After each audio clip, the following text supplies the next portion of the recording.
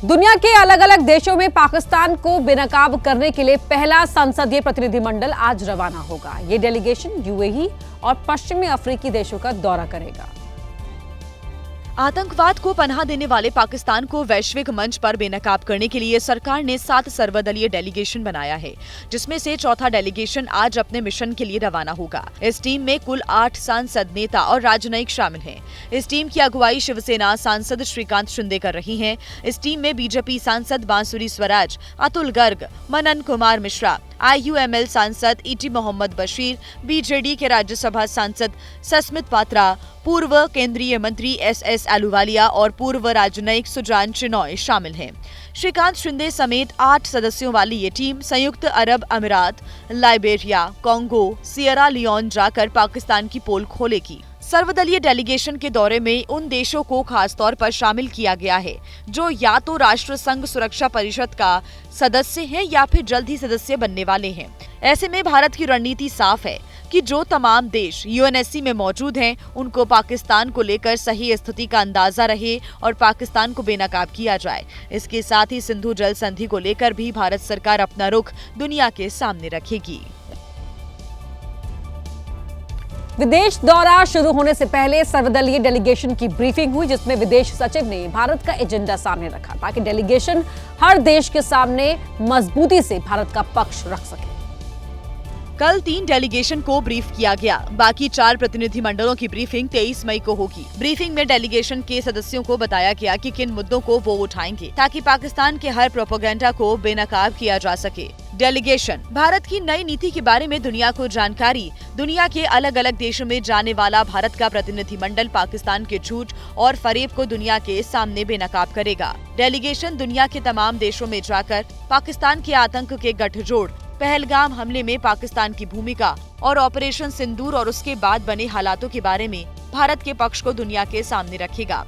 Delegation Bharat का ये भी पक्ष रखेगा कि पहलगाम हमले के बाद भारतीय सेना ने सिर्फ आतंकी अड्डों को तबाह किया, लेकिन उसके बावजूद पाकिस्तान ने भारत के एयरबेस और शहरों पर हमला किया, जिसके बाद ही पाकिस्तान को जवाब देते हुए भारत ने उसके एयरबेस तबाह किए। अब हमलों का भी पैटर्न बदल गया। अगर इसी तरह की आतंकवादी घटना होगी तो सेल्फ डिफेंस में इंडिया को भी कहीं भी हिट करने का अधिकार है। वो बेसिकली मैसेज है। चीन ने एक बार फिर पाकिस्तान प्रेम का राग अलापा है। चीन ने साफ किया है कि वो हर हाल में पाकिस्तान का साथ देता रहेगा। हालांकि चीन ने भारत और पाकिस्तान को बातचीत से मतभेद सुलझाने की अपील की है।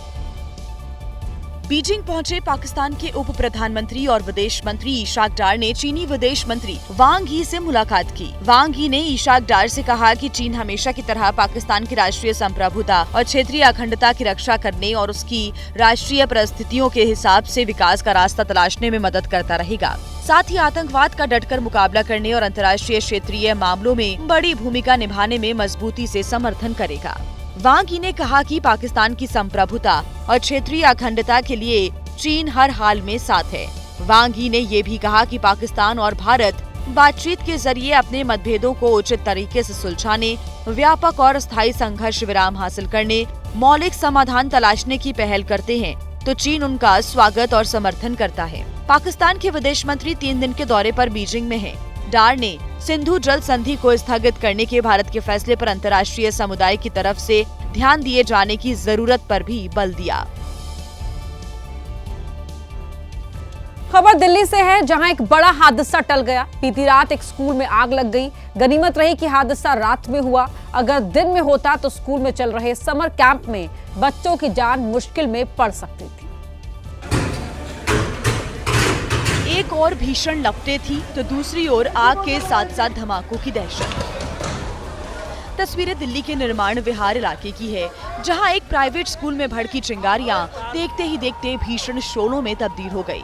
चंद मिनट में स्कूल की दीवार के पास खड़ी एक कार लपटों में घिर गई। स्कूल से सटी एक इमारत भी आग की चपेट में आ गई। लगभग 8:30 बजे लोगों ने शोर मचाना चालू किया।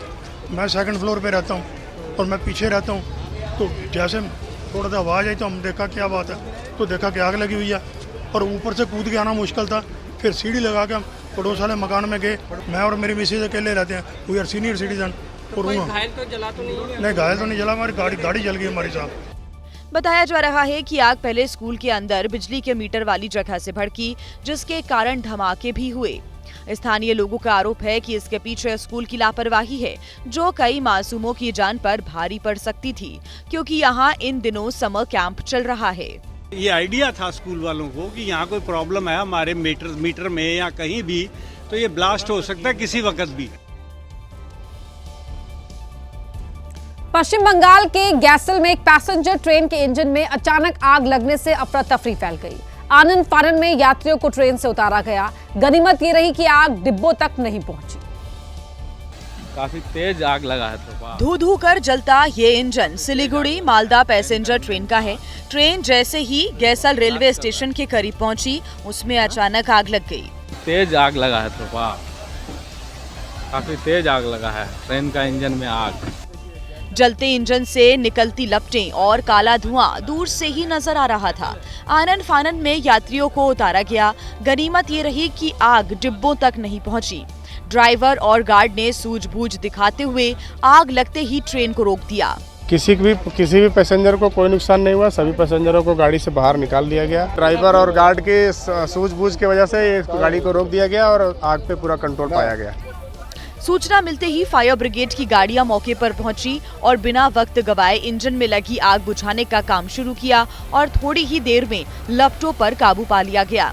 आशंका जताई जा रही है कि आग इंजन में शॉर्ट सर्किट की वजह से लगी, लेकिन असली कारण का पता लगाने के लिए रेलवे ने उच्च स्तरीय जांच के आदेश दे दिए हैं।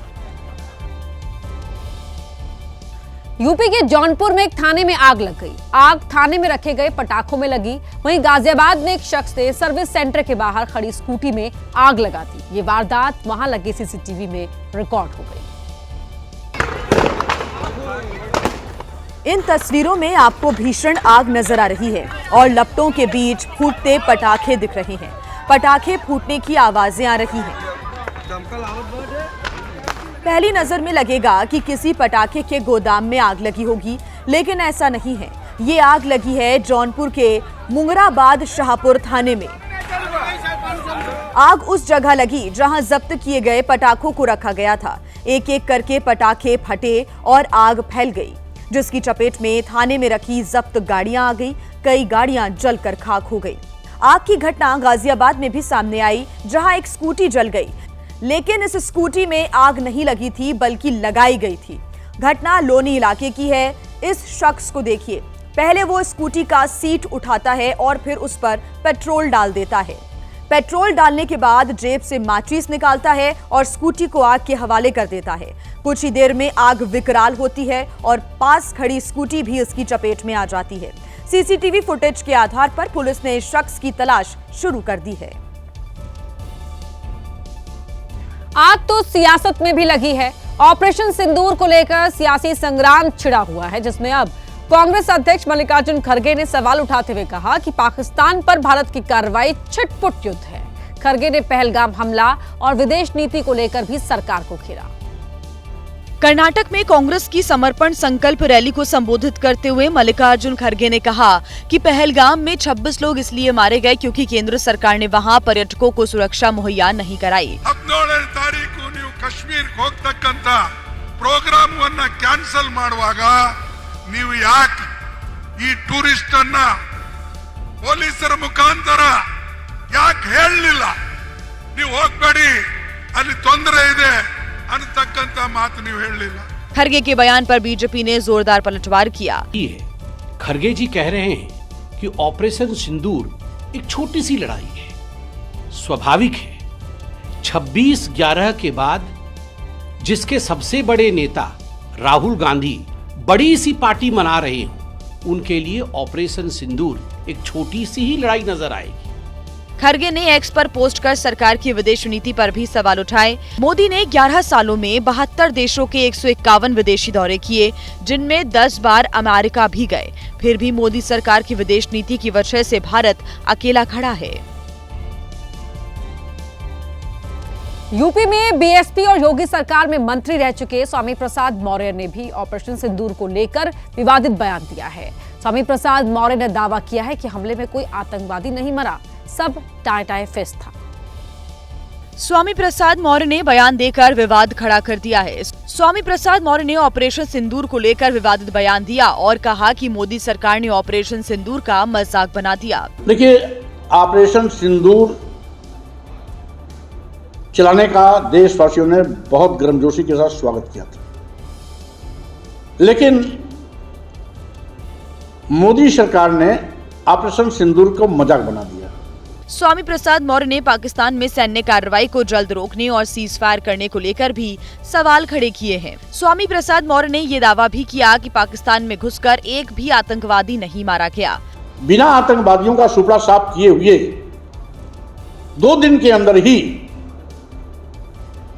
युद्ध विराम करना कहीं न कहीं ये ऑपरेशन सिंदूर की हवा माननीय प्रधानमंत्री मोदी जी खुद निकाल दिए। स्वामी प्रसाद मौर्य अपने विवादित बयानों से अक्सर सुर्खियों में बने रहते हैं। ऑपरेशन सिंदूर की सफलता के बाद रक्षा मंत्री राजनाथ सिंह पहली बार अपने संसदीय क्षेत्र लखनऊ पहुंचे, जहां उन्होंने एक बार फिर भारतीय सेना की जमकर तारीफ की और बताया कि भारतीय सेना ने कैसे पाकिस्तान की फौज को घुटने पर ला दिया।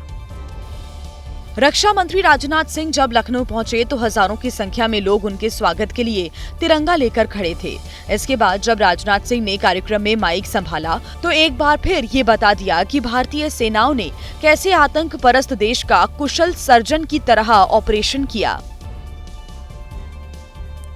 राहुल गांधी के खिलाफ बीजेपी की तरफ से विवादित पोस्टर जारी किए गए हैं। पोस्टर के जरिए राहुल गांधी पर पाकिस्तानी एजेंडा चलाने का आरोप लगाया गया, जिस पर कांग्रेस भड़की हुई है। असम के कैबिनेट मंत्री अशोक सिंघल ने राहुल गांधी की ये विवादित तस्वीर शेयर की। इस तस्वीर में आधा चेहरा राहुल गांधी का है और आधा चेहरा पाकिस्तान के सेना प्रमुख आसिम मुनीर का। इस तस्वीर के जरिए अशोक सिंघल ने राहुल और आसिम मुनीर के एजेंडे को एक जैसा बताया। कुछ ही देर में ये तस्वीर बीजेपी IT सेल के चीफ अमित मालवीय ने भी शेयर की और लिखा, क्या राहुल गांधी को निशाने पाकिस्तान मिलने वाला है? अब कांग्रेस इस पर भड़क गई और पलटवार करते हुए कहा कि निशाने पाकिस्तान के लिए बीजेपी के ही 3 नेता पहले से कतार में हैं। अडवाणी जी जिन्ना की मजार पे जाकर बड़े कसीदे उनकी शान में पड़े थे, एक तो वो है लाइन में सबसे आगे, मोदी जी से भी आगे। मोदी जी बिना बुलाए मियां नवाज शरीफ के यहाँ बिरयानी खाने गए, वो भी लाइन में हैं। और जयशंकर जिन्होंने at the start of the operation Pakistan को बता दिया कि हम सिर्फ आतंकी ठिकानों पर हमला करने वाले हैं। पवन खेड़ा ने भी एक पोस्टर जारी कर पूछा कि क्या ऐसे जयशंकर आज के समय के जयचंद हैं, जिन्होंने पाकिस्तान को हमले की जानकारी पहले ही दे दी। अब कांग्रेस इस विवादित पोस्टर को लेकर अदालत का दरवाजा खटखटा सकती है और बीजेपी IT सेल के खिलाफ मानहानि का केस करने पर विचार कर रही है।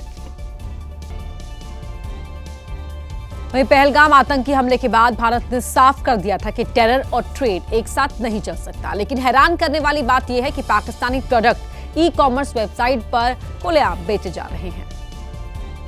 इससे भी ज्यादा चौंकाने वाली बात यह है कि इस तरह के पाकिस्तानी प्रोजेक्ट बिना किसी रोक टोक और GST अदा किए और बिना किसी मापदंड के बिक रहे हैं, जो सीधे तौर पर आतंकियों की फंडिंग के लिए जिम्मेदार हैं। कि कैसे ये बिक रहा है और एक डेमो करके हमें दिखाएंगे। एक वेबसाइट है, वहाँ पे मैंने ऐसे ही चेक किया था, मेड इन पाकिस्तान, क्योंकि जब भारत सरकार ने बैन किया था पाकिस्तान के चीज़ों को, तो मैंने एक मेड इन पाकिस्तान करके इसको सर्च किया था और मैंने देखा कि यहाँ पे तमाम कपड़े वगैरह यहाँ पे सेल हो रहे हैं। क्योंकि हमारा कॉस्मेटिक्स में हमारा जानकारी है, हमने यहाँ पे बॉडी लोशन क्रीम और डे एंड नाइट क्रीम ऐसा करके सर्च किया और उसमें मैंने ऐसे करके उस समय देखा तो यहाँ पे कंट्री ऑफ ऑरिजिन पाकिस्तान लिखा देखा मेरे को। मैं जिस भी प्रोडक्ट को खोल रहा था उस हर प्रोडक्ट में मुझे मेड इन पाकिस्तान यहाँ पे दिख रहा था। वेबसाइट पर एक नहीं ऐसे सैकड़ों प्रोडक्ट्स हैं जो पाकिस्तान के बने हैं और भारत में तेजी से बिक रहे हैं। बीजेपी नेता ने इस पूरे मामले की शिकायत पुलिस से की है और ऐसी ई-कॉमर्स कंपनियों पर रोक लगाने की मांग की है जो भारत में पाकिस्तानी प्रोडक्ट को बेच रही हैं। वहीं जम्मू कश्मीर के मुख्यमंत्री उमर अब्दुल्ला गांदरबल के एक मंदिर पहुंचे, जहां उन्होंने पूजा अर्चना भी की। सीएम ने अगले महीने होने वाले वार्षिक मेले की समीक्षा भी की। उमर अब्दुल्ला ने पहले माता के कुंड में दूध अर्पण किया और फिर आरती की। वैदिक मंत्रोच्चार के साथ लोक कल्याण के लिए उमर अब्दुल्ला ने मां भवानी का आशीर्वाद भी लिया। दरअसल हर साल माता खीर भवानी मंदिर में मेले का आयोजन किया जाता है। इसे कश्मीरी पंडितों की कुलदेवी भी माना जाता है। हर साल इस मंदिर में देश के अलग अलग कोने से कश्मीरी पंडित आते हैं और माता के दर्शन करते हैं। इस साल मेला 3 जून को मनाया जाएगा और उसी की तैयारियों की समीक्षा के लिए मुख्यमंत्री उमर अब्दुल्ला गांदरबल पहुंचे थे। सीएम उमर अब्दुल्ला ने यह भी कहा कि अमरनाथ यात्रा भी जल्द शुरू होने जा रही है और वो जल्द ही पर्यटकों को जम्मू कश्मीर में आने के लिए आमंत्रित करने की प्रक्रिया शुरू करेंगे, क्योंकि पहलगाम हमले के बाद पर्यटकों की संख्या में कमी आई है। हालांकि उसमें अब धीरे धीरे बढ़ोतरी हो रही है। जो टूरिज्म के हमारे स्टेक होल्डर्स हैं, उनके साथ बैठ के आगे जाके एक प्रोग्राम जो है उसके तहत हम दोबारा टूरिज्म को रिवाइव करने का जो एक सिलसिला शुरू करेंगे। अरब सागर में कम दबाव का क्षेत्र बना हुआ है, जिसके चलते आज भी मुंबई और कोंकण के तटीय इलाकों में भारी बारिश को लेकर अलर्ट जारी किया गया है। कल भी बारिश की वजह से मुंबई और आसपास के इलाकों में हाल बेहाल रहा। अरब सागर में तूफानी खतरा कम नहीं हुआ है। आज से महाराष्ट्र और गोवा के पास अरब सागर में कम दबाव का क्षेत्र बना रहेगा, जो 24 मई तक और तेज होकर आगे बढ़ सकता है, जिससे मुंबई, रायगढ़, रत्नागिरी और पालघर में तेज हवा के साथ बारिश का अलर्ट जारी किया गया है। कल भी मुंबई में भारी बारिश की वजह से कुर्ला की सड़कों पर जलभराव हो गया। पानी के बीच से गाड़ियां गुजरती दिखी। दहिसर में सबवे में पानी भर जाने की वजह से एक बस फंस गई, जिसे कड़ी मशक्कत के बाद बाहर निकाल लिया गया। मुंबई में बारिश की वजह से गृह राज्य मंत्री योगेश कदम को मेट्रो में सफर करना पड़ा। ट्रैफिक जाम से बचने के लिए मंत्री ने मेट्रो में सफर किया। पुणे में भारी बारिश के कारण होर्डिंग गिर गया, जिसके नीचे दबकर कई बाइक्स क्षतिग्रस्त हो गईं। गनीमत है कि कोई राहगीर इसकी चपेट में नहीं आया। पुणे में भारी बारिश की वजह से जलभराव हो गया। सड़कों पर पानी भर जाने की वजह से लोगों को आवाजाही में परेशानी हुई। मूसलाधार बारिश से पुणे एयरपोर्ट के नए टर्मिनल पर बाढ़ जैसे हालात बन गए। हवाई अड्डे के बाहर का इलाका पूरी तरह से जलमग्न हो गया। मध्य प्रदेश के रतलाम में बीकॉम 3rd ईयर की 25 छात्राओं को एक साथ 0 नंबर देकर फेल कर दिया गया, जिसके बाद से छात्राओं को गुस्सा भड़क उठा। दरअसल छात्राओं का कहना है कि जिस विषय में वो सबसे अच्छा प्रदर्शन करती हैं, उसी में फेल करना और सभी को एक जैसे 0 नंबर देना संदेह पैदा कर रहा है। मेरा सबसे बेस्ट पेपर इंडियन इकोनॉमी गया था। मैं इसमें श्योर थी कि यार इसमें मेरे सबसे हाईएस्ट होंगे। जी, हम लोग प्रेजेंट थे, फिर भी हमको अब्सेंट बताया गया। 25 से 30 लोग, 26-25 के आसपास लोग हैं। हम सब ए सेक्शन वाले और ए नाम से ज्यादा लड़के आए जो फेल हुई। इधर नाराज छात्रों ने कॉलेज परिसर में कॉलेज प्रबंधन के खिलाफ मोर्चा खोल दिया। छात्राओं ने चेतावनी दी है कि अगर सोमवार तक कोई फैसला नहीं हुआ तो विद्यार्थी परिषद के साथ उग्र आंदोलन करेंगे। बिहार में जब से शराबबंदी हुई है, तस्करों ने भी तस्करी का माल पहुंचाने के लिए नए नए तरीके इजाद कर लिए हैं, लेकिन पुलिस हर बार तस्करों के मंसूबों पर पानी फेर देती है। कैसे? तस्करों ने इस बार सफारी कार को तहखाने की तरह इस्तेमाल किया। पहले पूरी कार को अलग अलग जगहों से काटा गया और फिर उसमें एक एक शराब की बोतल को पैकिंग के साथ डाल दिया।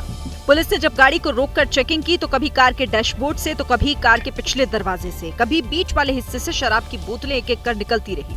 पुलिस ने कुल मिलाकर 129 लीटर की 344 विदेशी शराब की बोतलें जब्त की। गाड़ी झारखंड के गोड्डा जिले से बिहार की ओर आ रही थी। फिलहाल पुलिस ने पूरा माल जब्त कर आरोपियों को सलाखों के पीछे भेज दिया है। दिल्ली क्राइम ब्रांच ने देवेंद्र शर्मा नाम के एक डॉक्टर को अरेस्ट किया है। आरोपी 2023 में तिहाड़ जेल से पैरोल पर बाहर आने के बाद फरार हो गया था। पुलिस हिरासत में दिख रहे शख्स की शक्ल पर मत जाइएगा, क्योंकि दिखने में ये जितना मासूम है, इसके कारनामे उतने ही खतरनाक और खूंखार हैं। देवेंद्र शर्मा को डॉक्टर डेथ के नाम से भी जाना जाता है। देवेंद्र पर साल 2002 से लेकर 2004 तक सीरियल किलिंग और हत्याओं का आरोप है। देवेंद्र शर्मा दिल्ली, हरियाणा, उत्तर प्रदेश और राजस्थान में ट्रक और टैक्सी चालकों के अपहरण और हत्या के दर्जनों मामलों में शामिल था। यही नहीं, ये और इसके साथी मृतकों के शवों को यूपी के कासगंज में मगरमच्छ से भरी नहर में फेंक देते थे। देवेंद्र शर्मा कई राज्यों में किडनी रैकेट चलाने के मामले में भी गिरफ्तार हो चुका है।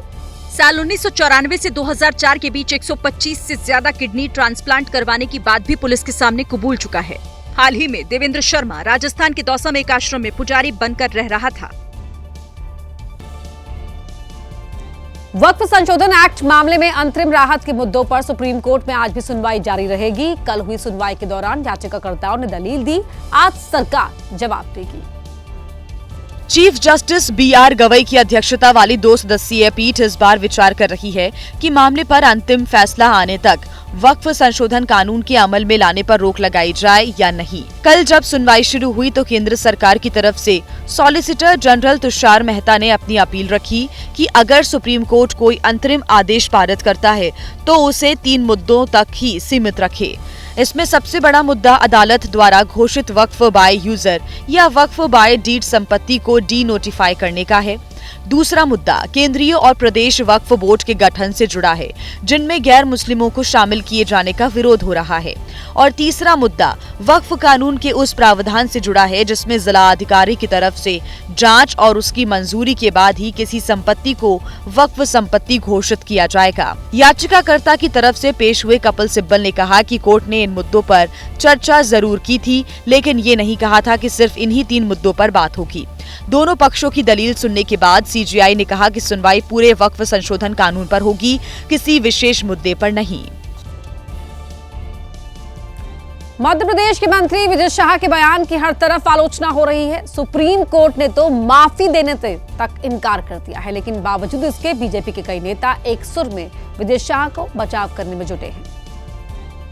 12 मई को जब मोहन सरकार में मंत्री विजय शाह कर्नल सोफिया कुरैशी को आतंकियों की बहन बता रहे थे, तो उसी मंच पर बीजेपी विधायक उषा ठाकुर भी मौजूद थी। उषा ठाकुर मंच पर उन सभी गणमान्य लोगों के साथ मौजूद थी जो उस वक्त बड़े ध्यान से मंत्री जी के भाषण को सुन रहे थे। लेकिन अब जब ABP न्यूज ने बीजेपी विधायक उषा ठाकुर से इस बारे में सवाल किया तो सुनिए उन्होंने क्या कहा। माइक स्पीकर सब उस तरफ से, इधर कोई आवाज इतना स्पष्ट आ नहीं रहा था। बहुत भीषण क्षेत्र है, आप देखेंगे तो ना टावर मिले न कुछ हो न कुछ भी। मतलब उषा जी एकदम साफ मुकर गईं कि उन्होंने ऐसी कोई आवाज सुनी ही नहीं। लेकिन विजय शाह को बेकसूर बताने में जरा सी भी कसर नहीं छोड़ी। उस दिन कुछ नहीं हुआ रात तक, ये दूसरे दिन से हंगामा बरपा, तो सब ध्यान कि क्या हो गया।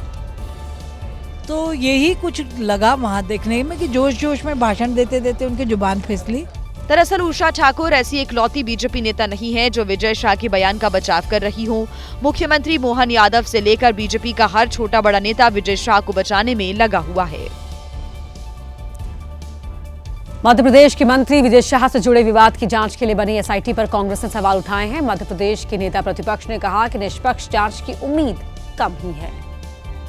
मध्य प्रदेश के नेता प्रतिपक्ष उमंग सिंघार ने मंत्री विजय शाह से जुड़े विवाद पर बनी SIT को लेकर कहा कि जिस तरह जांच टीम का गठन किया गया है वह संदेहास्पद है। सिंघार ने आरोप लगाया कि SIT में वही अधिकारी शामिल किए गए हैं जो पहले विजय शाह के प्रभार वाले जिलों में तैनात रहे हैं, जिससे निष्पक्ष जांच की उम्मीद कम है। उन्होंने ये भी कहा कि यह पूरी प्रक्रिया बंद कमरे में हुई है, जिससे साफ है कि ये जांच केवल औपचारिकता है और इससे न्याय मिलने की उम्मीद नहीं है। स्पष्ट होना चाहिए कि जिसने SIT बनाई है वो विजय शाह तो बंद कमरे में बिठा के SIT गठन किया, इससे न्याय नहीं मिलेगा। ना सेना का अपमान जो किया है विजय शाह ने, ना उसका न्याय मिलेगा, ना महिला के अपमान का न्याय मिलेगा। सीधे भारतीय जनता पार्टी विजय शाह को बचाना चाहती है। उमंग सिंघार ने भोपाल और इंदौर के मेट्रो प्रोजेक्ट को लेकर भी सरकार की नीयत पर सवाल उठाए। उन्होंने आरोप लगाया है कि इन परियोजनाओं के टेंडर तुर्की की एक कंपनी को दिए गए हैं, जबकि पाकिस्तान की मदद करने पर पूरे देश में तुर्की का विरोध हो रहा है।